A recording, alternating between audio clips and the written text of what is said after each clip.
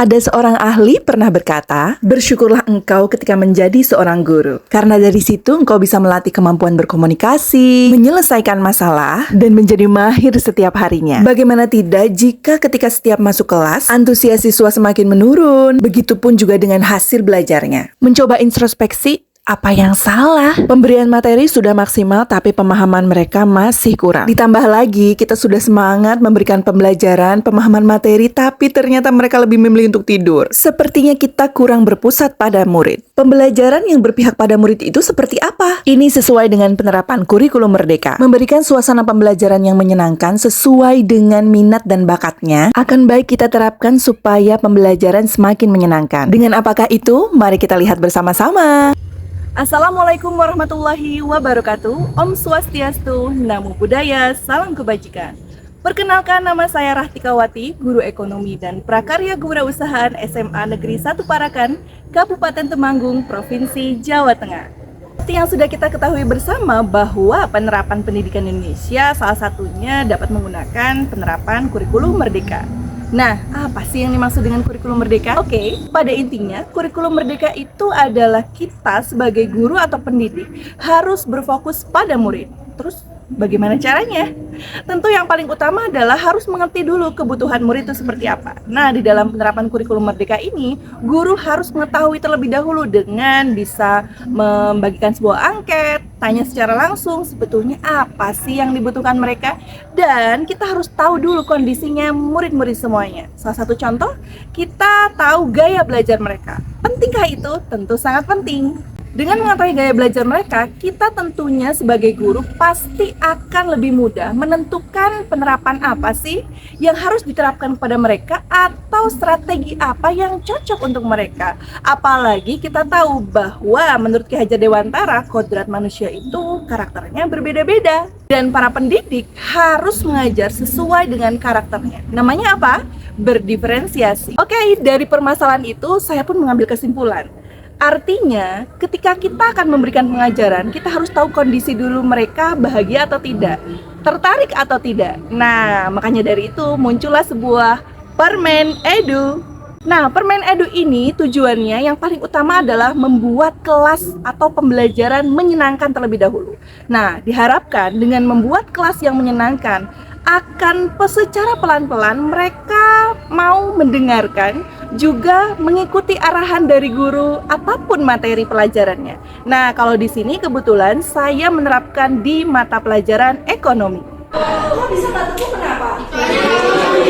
Soalnya waktunya tidur, nggak boleh berisik, harus tidak ada suara sama sekali. Siap? Siap. Oke, kalau saya bilang pagi dan seterusnya berarti harus sesuai dengan instruksi saya. Ini juga uji bukan cuma sekedar fokus, tapi kejujuran. Ya, kejujuran pada diri kalian. Oke, 1, 2, 3. Pagi, pagi, pagi, pagi, siang, siang, siang, sore, sore, pagi, pagi, malam. Coba siapa namanya? Tidak mungkin semen itu didistribusikan dengan beca, delman. Pasti butuh apa? Truk yang besar, gelombang besar. Bagaimana truknya itu, muatannya itu berapa, cocoknya, kan? Seperti itu. Perkenalkan kepada saya Bapak. Nama saya sebagai moderator dan di sebelah saya ada saya Topan. Nah, itu kan banyak terjadi kayak konflik antar warga. Nah, Indonesia itu juga sama. Apakah kedudukannya itu sama seperti itu? Tidak usah khawatir, barcode-nya itu pokoknya itu tidak lebih dari masjid. Tidak lebih dari masjid, di sana itu tidak ada. Apa?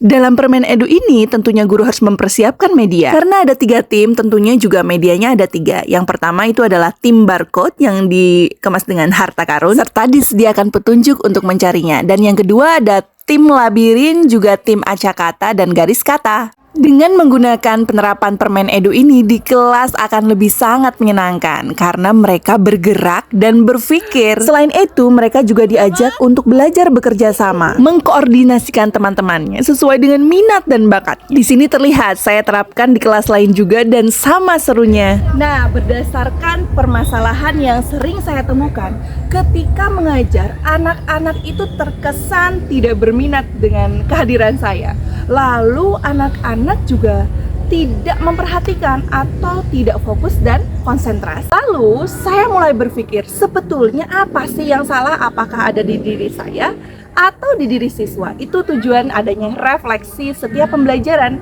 Di dalam platform Merdeka Belajar banyak sekali ilmu-ilmu supaya kita bisa menerapkan strategi mengajar yang baik. Salah satunya adalah yang pertama tadi, kita harus memberikan tes diagnostik terlebih dahulu atau asesmen diagnostik terlebih dahulu supaya kita tahu bagaimana gaya belajar mereka dan penerapan strategi mengajar apa yang cocok untuk mereka masing-masing di kelas. Sebelum saya tutup,